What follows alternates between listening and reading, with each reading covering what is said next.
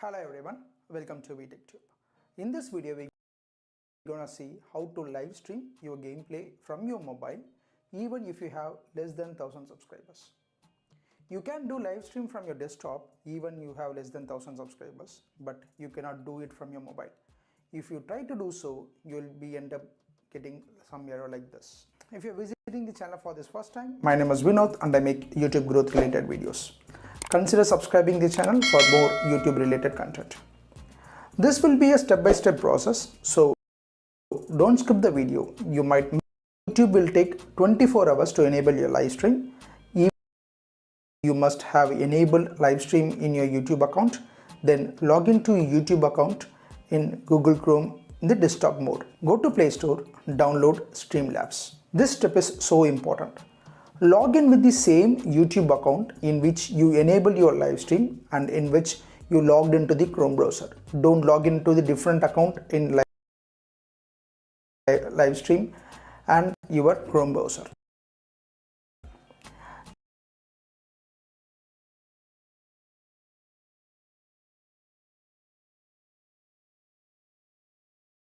Communicate in English easily.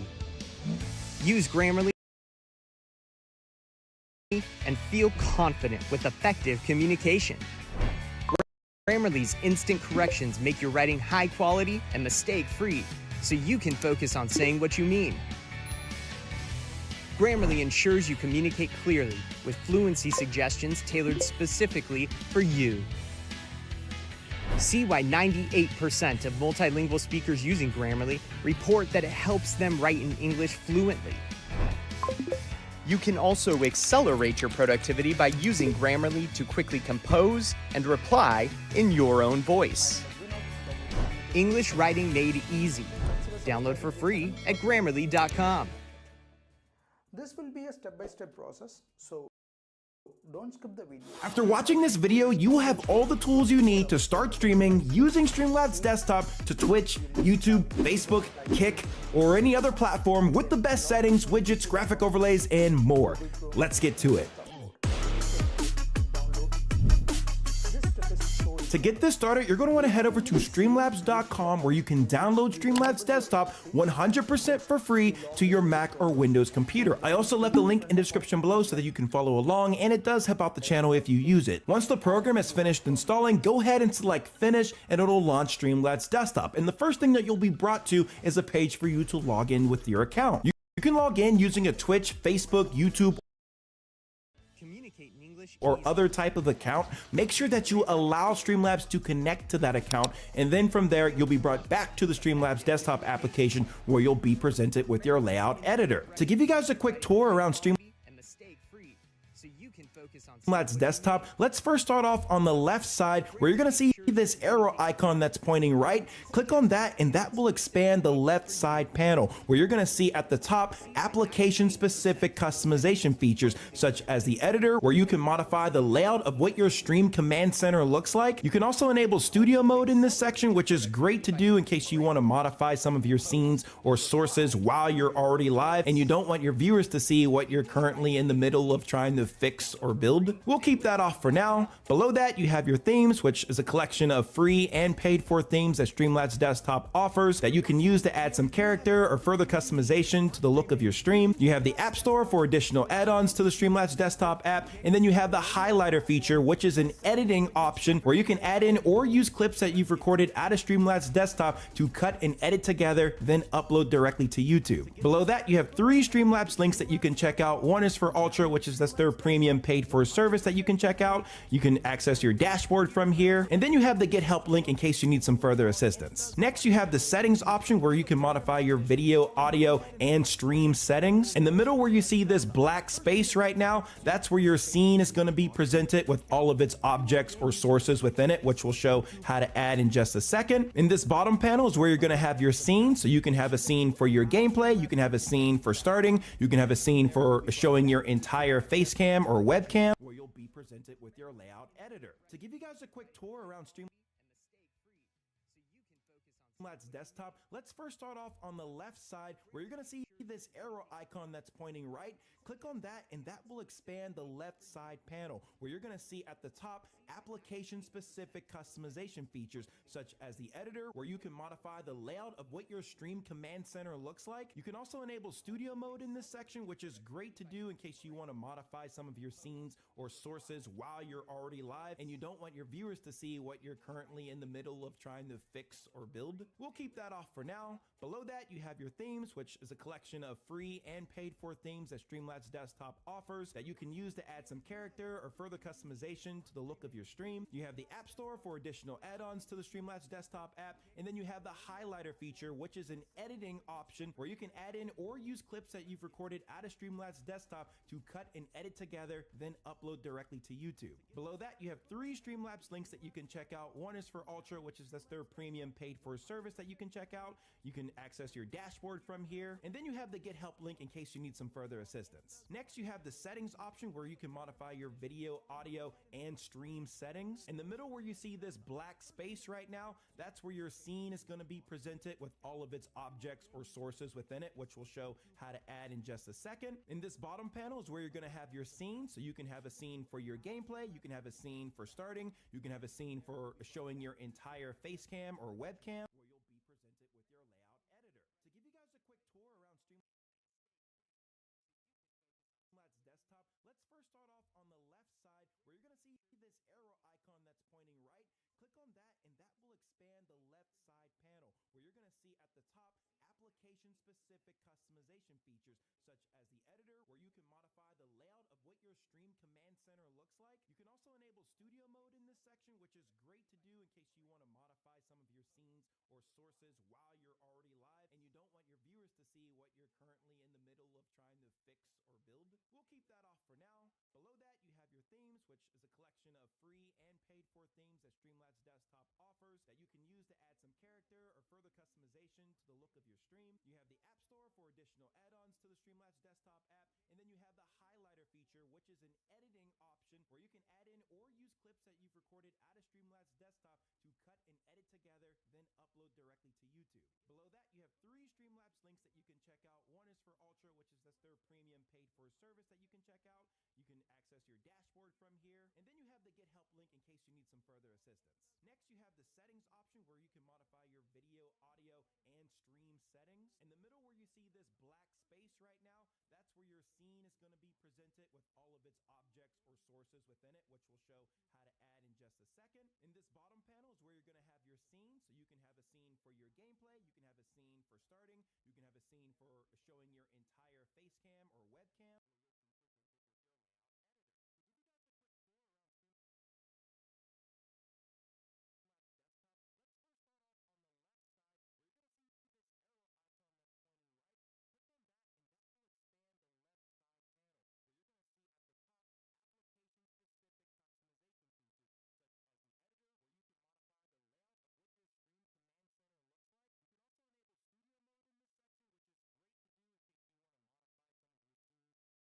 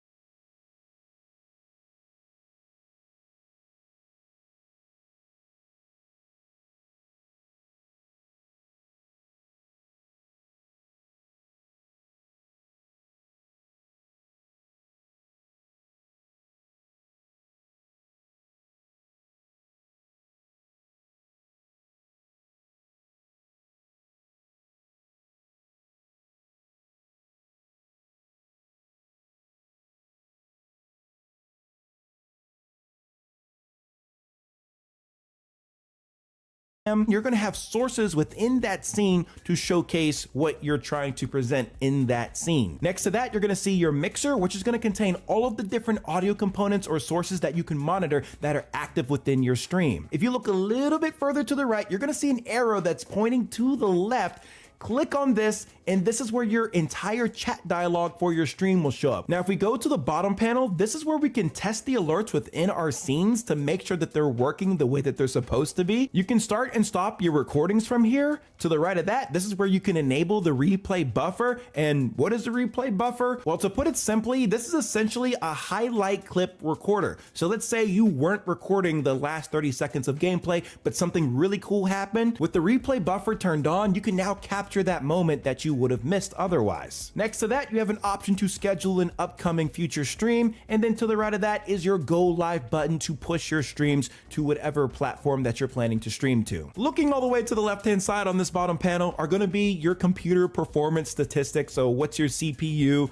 What FPS are you pushing on your stream? This will also be the area where you'll see if you're dropping any frames or encountering any errors for your stream. Next, let's head over to our settings so that we make sure that these are right before we start building out any scenes or sources. The primary ones that I want to show you are first the stream section. So this is where you're going to have all of the different accounts that you plan on streaming to connected. Now, multi-streaming is not a free feature of Streamlabs desktop, but at least you can select which platform you want to stream to. So just make sure you're logged into the accounts you ever plan on streaming to. If you want to go the custom route of using a stream key and a particular stream URL, let's say from Kick, for example, then you can go to the bottom here to select stream to custom ingest. For the stream type, you can change that to custom streaming server, and then you can put in that URL and that stream key to push to that special destination that don't have a service offering in Streamlabs desktop. Next, let's check out the output tab, and this is where we can configure our settings for our stream. So I'm going to stick within the advanced mode here, and audio track, I'm good to keep that at 1, but for the encoder,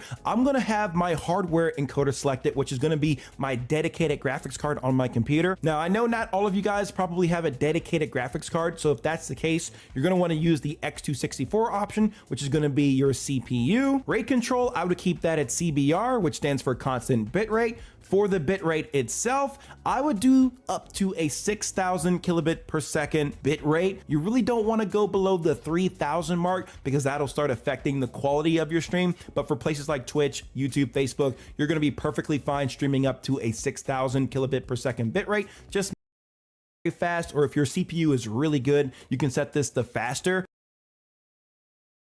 The stream settings. On the far right, you'll see the replay buffer tab where you can either enable or monitor desktop audio to flow through. Below that, you're going to see your mic auxiliary device 1920 by 1080, but let's say keep at common, and then you can set that right of sources and select the plus button, and this is where we're going to get a whole catalog of sources directly from Streamlabs to add into our canvas here. And what's beautiful about Streamlabs desktop is that it has sources directly from Streamlabs to add into our canvas here. And what's beautiful about Streamlabs, we're gonna get a whole way. Let's start adding some sources to our scene. So the first scene I have here, I'm actually gonna rename this and call it gameplay. To add a source, we just need to go to the right of source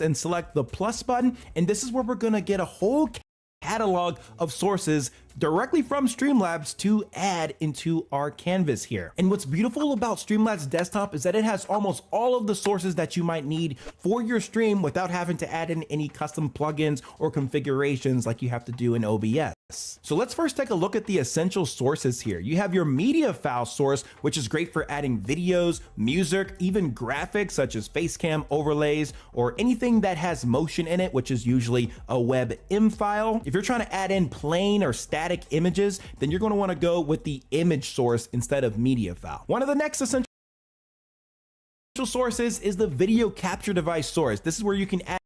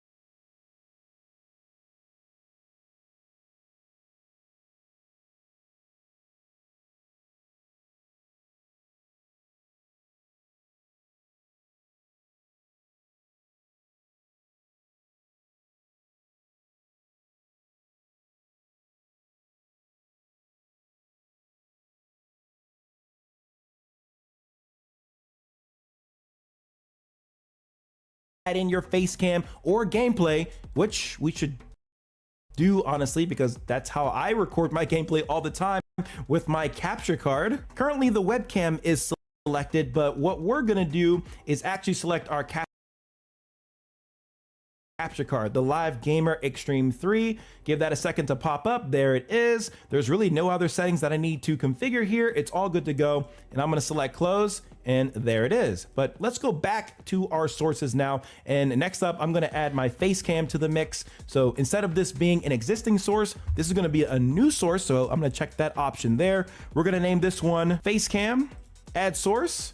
And now we're gonna keep the FaceTime HD camera right where it is, select close. And of course you can select any webcam of your choice that you have connected to your computer. I'm just using my camera here off of my computer to make it a little bit easy. Now, not all of you guys are using capture cards and you're recording gameplay directly off of your PC. So in that case, you're gonna wanna check out the screen capture source. Within this source, you can capture a specific game that you have on your computer. You can capture your entire screen or whichever monitor that you wanna capture from. You can even select to capture a specific window of your choosing that's on your computer. This is literally a catch-all source for whatever you need to record. And the extra beauty of this source is that when it's added, it'll record the audio directly off of that window or screen or game that you have selected. And yes, macOS users, it works for you as well. The next thing that's a must-have part of your stream is the alert box. So with this selected, you can add this source. You can customize this to your liking for each type of alert. So donations, new subscribers, super chat,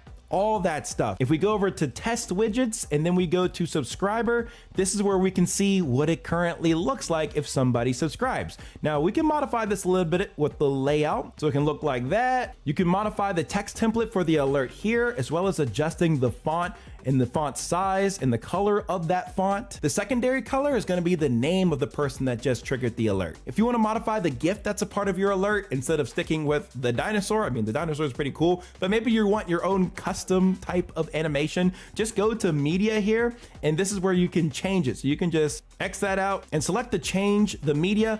And from here, you can either upload your own images, like you can go to sites like Giphy and download your own and throw them in here, or you can select the stock files. And if you scroll down a bit, you'll see a bunch of different funny GIF animations that you can choose from that are not the dinosaur. And maybe there'll be some here that work with your type of stream. So choose what you want. I'm gonna go with the Think GIF. I'm gonna select done, and then it'll upload right here as a new media file. If I want to update the sound, I can do that as well by following the same steps. Don't forget, you can also adjust the volume of that alert in case it's a little bit too loud or annoying for your stream. You guys can also add an event list to your stream, which is great to have so that people can keep track of the different alerts that are being triggered across the entirety of the stream. Instead of it just being a blanket alert, this kind of keeps a list of the things that have been happening across your stream. Having stream labels is a nice thing to add as a part of your stream. The list of labels is very extensive. This is something great that you can have so you can shout out people who are like your all-time top donators, top super chatters, people you really want to give some high recognition to. Within the settings of this source, you can customize how you want that text to appear. And most often than not, people use that text to be fit into like a certain section of their stream, or they'll have like a box where they can put in the name of that person that they're trying to recognize. As for the general sources here, I think most of them are pretty self-explanatory, but as a quick rundown, starting with the color block, this source is just going to be a custom color block that you can set the color for, as well as the width and height. And most people just put this like behind their scene so that their scene background just isn't